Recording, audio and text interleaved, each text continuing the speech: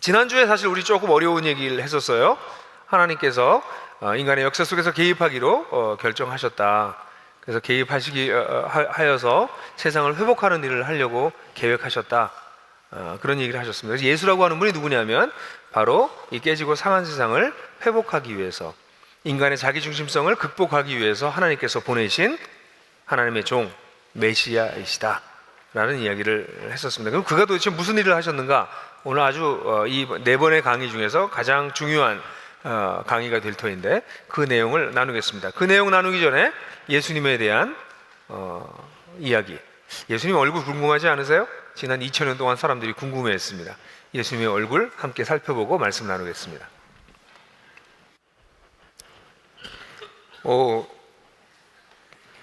예수님의 얼굴 궁금해지시지 않으세요?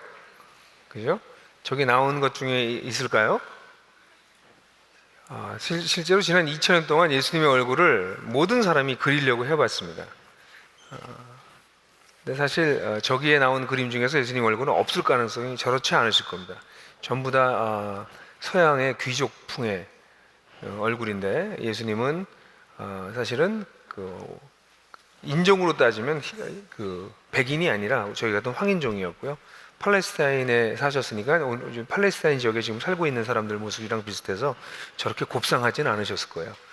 굉장히 좀 거칠었을 거라고 저는 생각하는데요. 어쨌든 궁금하죠, 예수님의 얼굴이. 근데 사실 예수님의 얼굴 외모가 궁금한 것이 아니라 도대체 예수라는 분이 어떤 분이었는가, 이건 지난 2000년 동안 지속적인 질문이 되어 왔습니다. 예수님에 대한 그림을 그렸던 예수상보다도 더 많은 예수님에 대한 뷰가 있었다고 볼 수 있습니다. 성경을 연구한 많은 사람들은 예수님은 과격한 종말론자다라고도 얘기를 합니다.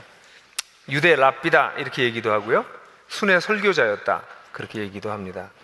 그 다음에 시대가 흘러가면서 예수는 아마 수도사였을 것이다, 현자다, 또 민중에 대한 이야기가 나오고 난 다음에 민중 혁명가였다, 또 노동자였다, 고난받는 자의 화신이었다,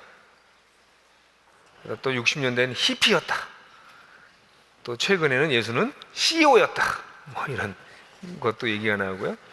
또 종교들마다 예수에 대해서도 불교에서는 예수는 부처 예수다, 깨달음을 얻은 존재였다. 이슬람교에서는 실패한 선지자였다. 유대교에서는 가짜 메시아였다. 등등 굉장히 많은 얘기를 합니다. 이거 심각해졌습니다. 예수에 대해서 얘기하는 사람들의 뷰가 수천 가지쯤 돼요, 진짜.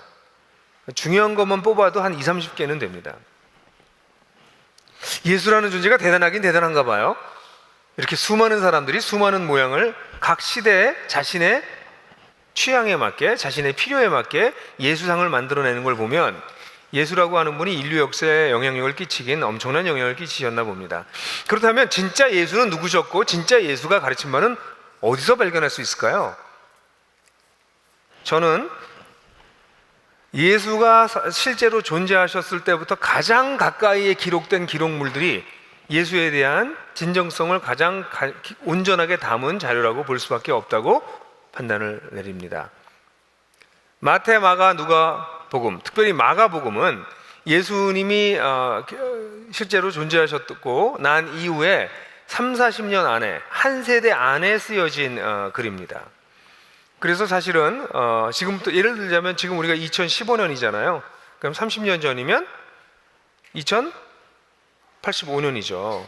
1985년이죠. 1985년은 저는 대학교 졸업했을 때예요. 그러니까 그렇게 멀지 않은 과거이기 때문에 그때 있었던 일들에 대해서 제가 꽤 자세하게 기억할 수 있습니다. 그 정도로 굉장히 지근거리에서 기록된 것이 마가복음입니다. 그리고 그 마가복음을 기초로 해서 마태, 누가복음도 쓰여졌고요. 그리고 또다시 한 30년이 지나고 난 다음에 요한복음이 쓰여졌습니다. 그래서 예수에 대해서 가장 가까이에서 증언하고 있는 자료는 성경 중에서도 마가복음이라고 볼 수 있어요. 사람들은 이 마가복음이 조작됐다 이렇게 얘기를 합니다. 근데 기독교는 이 예수에 대해서 증언한 사람들의 공동체였어요. 그 증언 위에 공동체가 세워졌습니다. 그러니까 만약 이 증언이 조작된 증언이라고 만약에 주장한다면 기독교는 전체가 가짜입니다. 조작된 진리 위에 세워진 것이니까. 제가 오늘 그 얘기를 길게 할 수는 없습니다. 이것도 굉장히 중요한 주제이고 대부분의 학자들은 성경이 조작된 문서라고 생각을 합니다. 근데 저는 그렇게 생각하지 않습니다. 인류 역사에 이렇게 가깝게 역사적 사건을 기록한 이런 기록물이 남아있지도 않을 뿐더러 이렇게 자세하고 정확하게 역사를 기록하고 있는 것도 없기 때문에 그렇습니다. 그러면 이 마가복음에서 특별히 예수의 사상을 이야기하고 있는 구절이 있다고 볼 수 있는데요. 마가복음, 가장 먼저 쓰여진 4복음서 중에서 복음서라고 4개가 있잖아요. 마태, 마가, 누가, 요한복음. 이 중에서 제일 먼저 쓰여진 책이 바로 마가복음입니다. 두 번째 있는 책인데요. 그 책의 1장 15절이 예수님의 중심 사상을 요약한 구절이라고 말할 수 있습니다. 한번 같이 읽어볼까요? 시작. 때가 찼다. 하나님 나라가 가까이 왔다. 회개하여라. 복음을 믿어라. 저는 오늘 여러분들과 함께 이 예수님의 짧은, 이건 사실 설교가 아니라 예수님의 사상을 요약해 놓은 구절인데요. 이 구절을 여러분들하고 살펴보려고 그래요. 저는 이 구절을 가지고 책 한 권을 쓰기도 했었고 앞으로도 또다시 그것을 증보해서 다시 쓸 생각을 하고 있기 때문에 그 많은 이야기를 두 번에 15분 조금 넘는 시간에 두 번의 강의로 줄인다라고 하는 것은 약간 불가능해 보이긴 하지만 핵심적인 요소들을 같이 여러분들하고 살펴보는 것이 이 시간에 우리가 해야 될 일이라고 생각됩니다. 예수께서 제일 먼저 얘기하신 것이 때가 찼다라고 얘기를 했습니다. 이 때가 찼다는 것은 무엇입니까? 그래서 우리가 지금까지 살펴봤던 것처럼 인간이 하나님을 떠나서 자기중심적으로 살면서 세상은 깨지고 망가져서 슬픔과 눈물이 가득하고 불의가 가득하고 악한 자들이 승리하는 그러한 세상이었는데 그 정도가 이제는 더 이상 회복할 수 없을 지경이 되었다.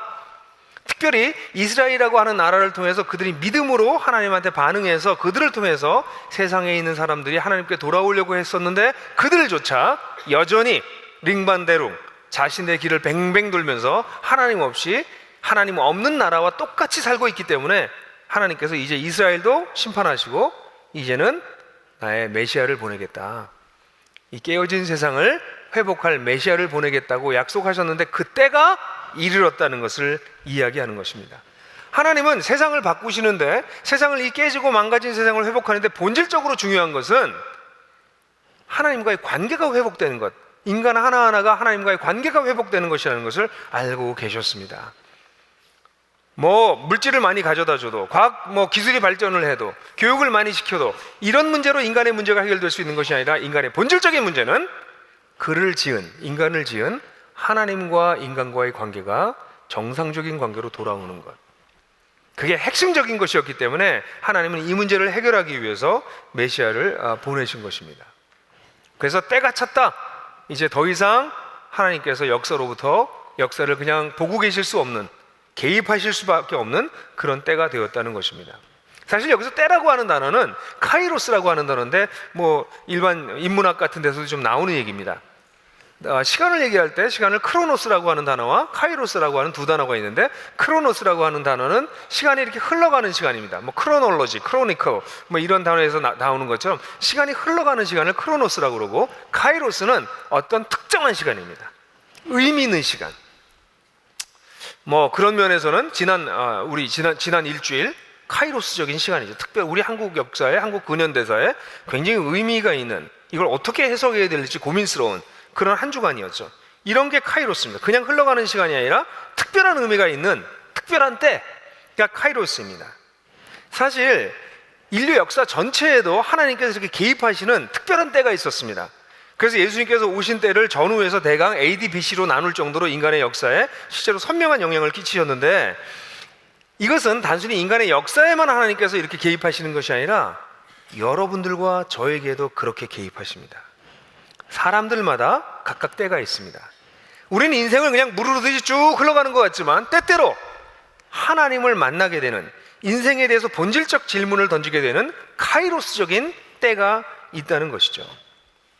우리가 깨진 세상 속에서 참 우리가 살고 있는 우리 한국 사회를 보면 정말 스스로가 막 부끄러워져요. 이거 어디 가서 숨어야 되나? 전 누구를 이렇게 욕할 생각도 별로 없어요. 이게 한두 사람의 문제가 아니라 그게 괜찮다는 게 아니에요. 우리 사회의 총체적인 문제인데 세월호 때도 그랬고 일주일이 지나고 난 다음에 한국 사회에서 벌어지는 얘기는 더더욱 그렇고 세월이 가면 갈수록 도대체 어떻게 된 것인가? 자괴감과 열패감이 가득한 그런 시절을 우리가 보내고 있는데 이러한 세상 속에서 남만 그런 것이 아니라 나도 그 중에 한 부분이라고 하는 것을 깨닫는 것. 그래서 나도 사실은 문제의 해결점을 찾지 못하고 지난주에 얘기했던 것처럼 링반대롱 제재를 뱅뱅 돌고 있으면서 문제의 한 부분이 되어가고 있다는 것, 그래서 내 인생도 피할 수 없게 혼란스럽고 훼손되어 가고 있다는 것, 그것을 인정하기 시작할 때 사실은 우리 인생의 카이로스가 찾아올 수 있다고 볼 수 있습니다. 하나님께서 역시 여러분들한테 오늘 그러시나요? 때가 찼다. 때가 찼다. 이 때가 찼을 때 하나님 나라가 가까이 왔다고 예수께서는 선언하십니다. 예수님께서 얘기하신 이 하나님 나라의 사상은 사실 저 개인적으로는 20대 중반서부터 지금까지 거의 30년 넘도록 공부해오는 주제입니다. 예수님의 중심 사상이기 때문에 그래요. 근데 그 이야기를 여기서 어떻게 짧게 잘 요약할 수 있을까 참 고민스럽긴 하지만, 예수님은 사실은 이 하나님 나라를 보여주고 가르치고 완성하기 위해서 이 땅에 오셨어요. 예수님의 삶을 잘 보면 이 하나님 나라에서 제일 중요한 분이 누굴까요? 당연히 그 나라의 주인이신 하나님입니다. 어느 나라의 특성은 사실 그 나라의 왕과 직결됩니다. 지금 대통령제인 우리나라에서는 그렇게까지 영향을 끼치지 못하지만, 그래도 지금도 국가의 수장이 어떤 사람인가가 그 나라의 성격을 좌우하는 것을 우리는 알고 있어요. 그런데 완전한 권력을 다 가지고 있는 왕정일 경우에는 더더욱 그렇습니다. 그러니까 하나님 나라의 가장 큰 특성을 어디서 볼 수 있냐면 그 나라를 다스리고 있는 왕에게서 발견할 수 있습니다. 근데 그 하나님이 누군지 인간의 지식으로 알기가 너무 어렵습니다. 우리가 얘기했지만 빅뱅 이론을 받아들인다 할지라도 지금도 팽창하고 있는 우주, 그 우주 밖에 계신 분이 하나님이십니다. 그 하나님을 그 우주 속에 있는 인간이 어떻게 이해할 수 있겠어요? 그런데 하나님께서 하신 방법은 놀랍게도 이 팽창하고 있는 우주 밖에 계신 하나님이 이 우주 속에 지극히 작은 지구에 한 인간이 돼서 오시기로 결정하신 것이었습니다.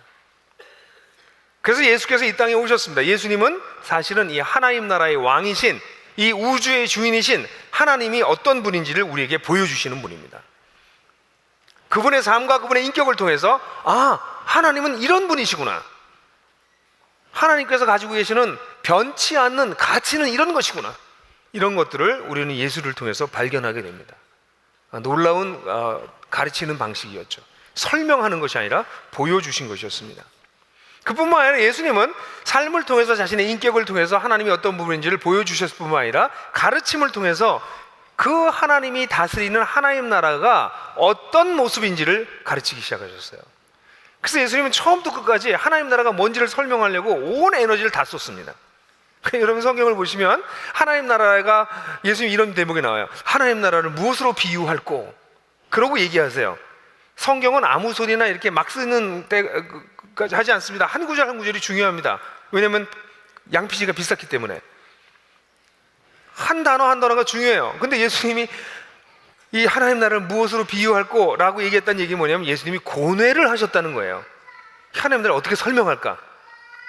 예수님의 가르침의 핵심은 바로 이 하나님 나라에 있습니다. 근데 예수님의 이 하나님 나라의 가르침은 이런 거예요. 하나님 나라가 미래에 올 거다 는 얘기도 하셨지만, 더 본질적으로 얘기한 거는 놀랍게도 하나님 나라가 임했다는 것이었습니다.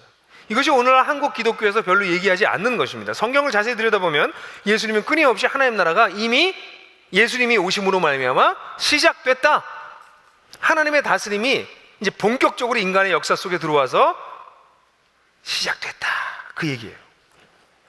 그 예수님의 가르침의 핵심입니다.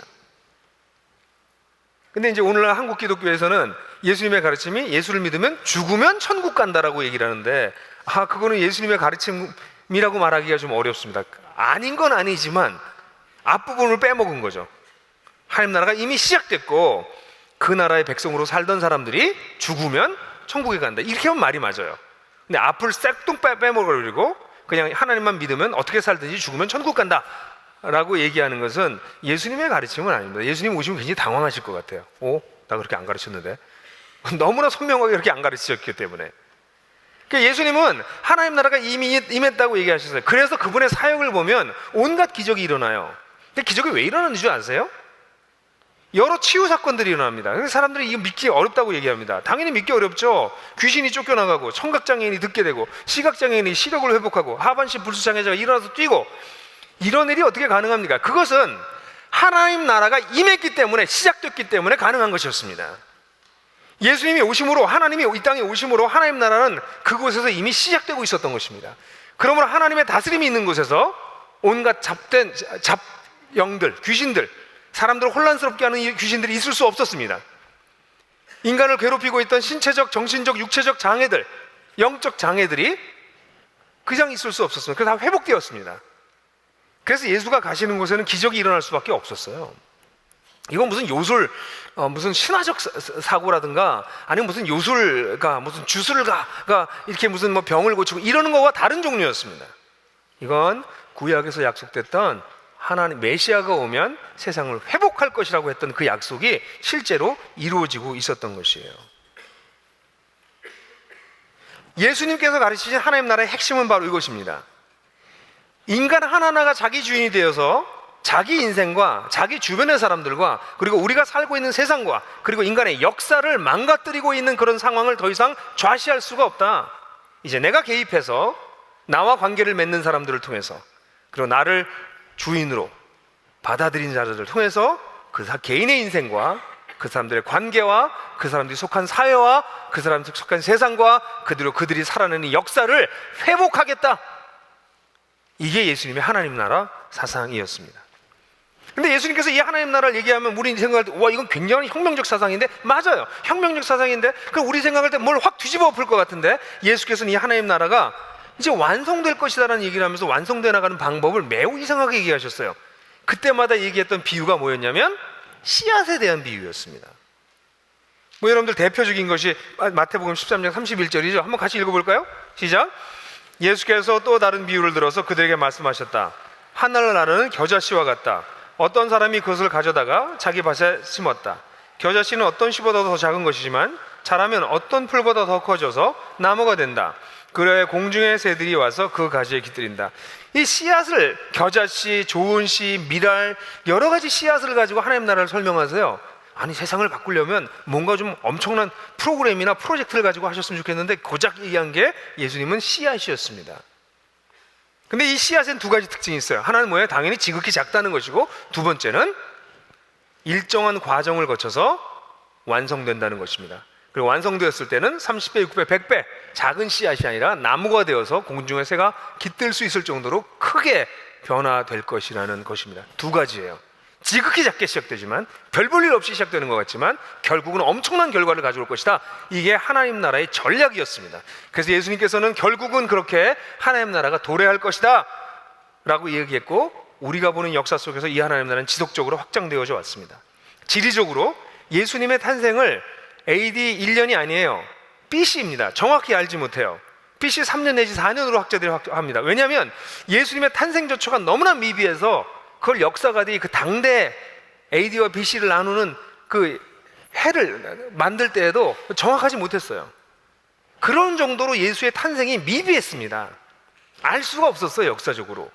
근데 지금은 학자들이 연구를 더해서 BC 3년이나 4년이라고 우리가 거의 확실하게 얘기하지만, 그렇게 얘기할 정도로 예수는 미비하게 이 땅에 오셨어요. 그런데 팔레스타인 지역에서 일어났던 그 작은 운동이 지금 여러분들 여기 이 강당에 이렇게 많은 사람들이 와서 그 분의 이야기를 들을 수 있을 정도로 지리적으로 확장되어 왔습니다. 특별히 우리 한반도는 특별한 의미가 있어요. 그 팔레스타인 지역으로부터 시작해서 유라시아 대륙의 끝입니다. 사실 유라시아, 이 아시아 대륙이라면 가장 서쪽이 이스라엘이고 팔레스타인이고 가장 동쪽이 우리입니다.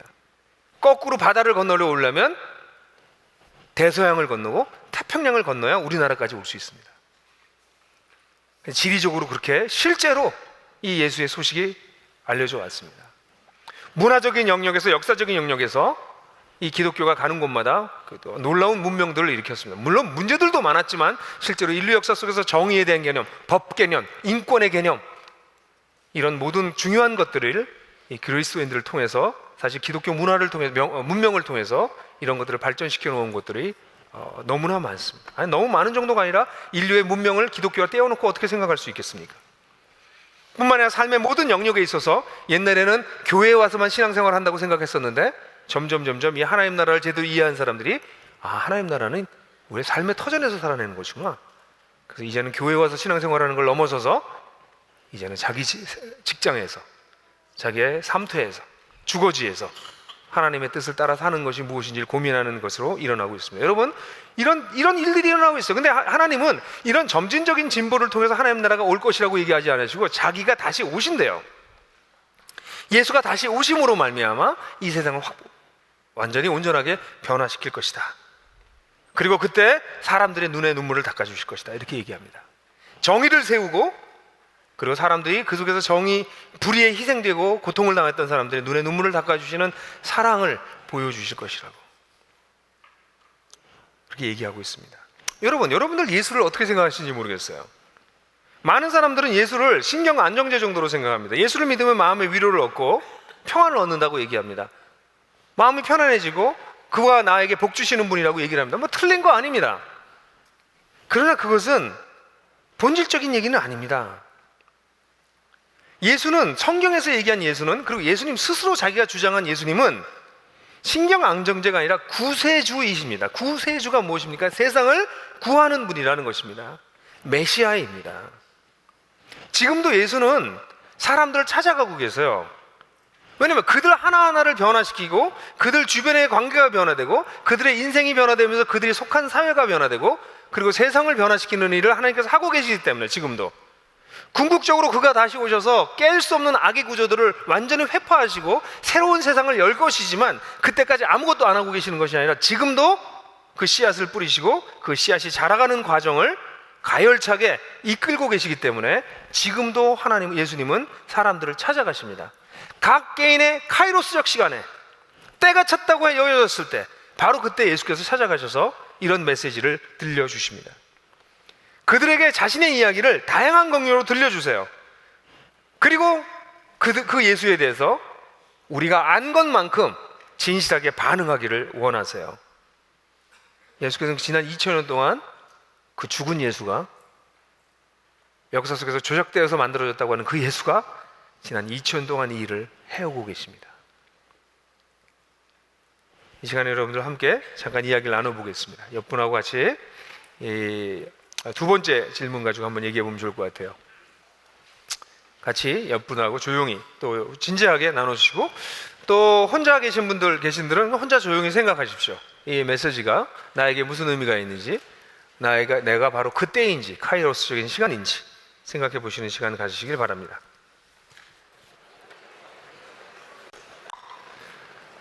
네, 여러분들이 그렇게 말씀하시더라고요. 시간이 너무 부족하다고. 맞습니다. 시간 충분하지 않고요. 그렇지만 이 시간에 마음을 좀 열고 또 그 이후에 나눌 수 있는 시간들을 만들 수 있다는 데 의미가 있는 거라고 생각을 하고요. 10분 동안 우리 인생의 문제를 어떻게 충분히 얘기하겠습니까? 다른 시간에들 얘기하시면 좋을 것 같아요. 저는 개인적으로요, 제가 성경을 읽으면서 제일 이해가 안 되는 부분이 뭐냐면, 왜 하나님이 이 세상이 이렇게 망가졌는데 이 세상을 회복하기 위해서 그 아브라함 한 사람을 불러. 아니, 그리고 세상이 이렇게 망가졌는데 뭐 예수라고 하는 분으로 오세요. 이렇게 목수, 식민지 국가의 노동자 계급의 한 아이, 뭐 이렇게 쪼잔하게 시작하셔. 그리고 또 말씀하시는 게 뭐 이거 확 뒤집어 엎겠다 그러신 것 같으면 뭐 겨자 씨를 심는다 뭐. 이게 다 이렇게 스케일이 작아. 이렇게 우리가 사는 세상은 너무 끔찍한데. 근데 세월이 지나면서 이거 제가 다 이해는 못 하겠어요. 왜 하나님이 이렇게 일하시는 거인지 정말 다 이해는 못 하겠어요. 근데 제가 한 가지 참 감사한 건 있어요. 이런 하나님이기 때문에 나를 찾아오시는구나. 나를 찾아오실 수 있구나. 저한테 굉장히 큰 힘이 돼요. 한 개인을 가볍게 여기지 않으시는구나. 그래서 아직은 신학적으로 저는 이해가 안 돼요. 그 방법밖에 없었어요. 뭐 이거 자꾸 물어보고 싶고, 뭐 딴 방법으로 세상을 바꾸시는 게 더 효과적이지 않았을까요? 효율적이지 않았을까요? 뭐 이런 생각이 들기도 하지만 하나님은 그렇게 하기로 하셨던 것 같아요. 한 사람을 찾아가고 한 사람과 인격적인 관계를 맺고 그에게 자신의 이야기를 들려주고 거기에 반응하고 그를 변화시키고 그를 통해서 또 다른 사람들을 변화시키고 그들이 속한 공동체를 변화시키고 그들이 속한 사회와 문화를 변화시키면서 하나님의 다스림을 받는 것이 이렇게 멋지다. 우리가 추구하는 삶이다. 그걸 보여주기를 원하셨던 것 같아요. 이게 예수님의 가르침이었습니다. 예수님은 그걸 가르치기 위해서 이 땅에 오셨어요. 그런 삶이 가능하다. 근데 그렇게 하려면 오케이, 그럼 그렇게 한번 살아보지. 그렇게 되지 않는 것입니다. 그래서 영상을 하나 보고 나머지 이야기를 오늘 나누도록 하겠습니다. 영상이 도움이 되셨다면 지금 다른 분들과 공유해 보세요. 그리고 하나복 채널을 구독하시면 저희가 새로운 영상을 계속 업데이트하는데 그것을 먼저 만나보실 수 있습니다.